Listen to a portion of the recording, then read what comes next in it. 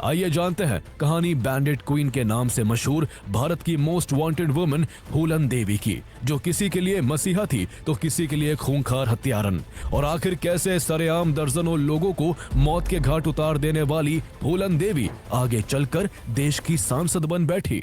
The Robin Hood of Chambal, Phulan Devi, known for her brand of biblical justice. फूलन जब खुद अपने gang की सरदार बनी तो उसने बेहमई गांव के 22 ठाकुरों को मारकर खुद के साथ जुल्म का बदला ले लिया। However, her story of becoming the bandit queen is rarely ever discussed. आखिर कौन थी फूलन देवी?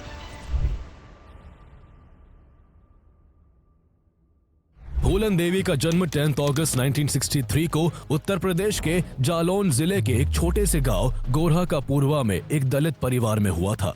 उनके पिता का नाम देवीदीन था, जो मल्ला कास्ट से बिलोंग करते थे। फूलन के अलावा परिवार में उनके 3 बहनें और एक भाई था।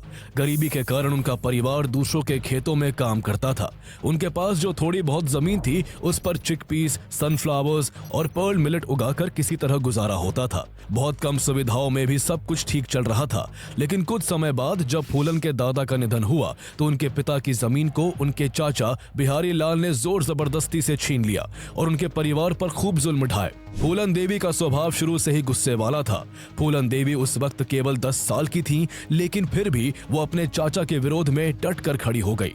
उन्होंने अपनी बड़ी बहन रुक्मणी के साथ अपने पिता की छीनी गई जमीन पर जाकर धरना दे दिया और अपने चाचा पर जमीन लौटाने का दबाव बनाने लगी। इस बात से गुस्सा होकर फूलन देवी के चचेरे भाई मायादीन ने उन्हें बुरी तरह पीटा, लेकिन फूलन तब तक विरोध करती रही जब तक कि वो लात, घूंसों और ईंट की मार से बेहोश नहीं हो गई।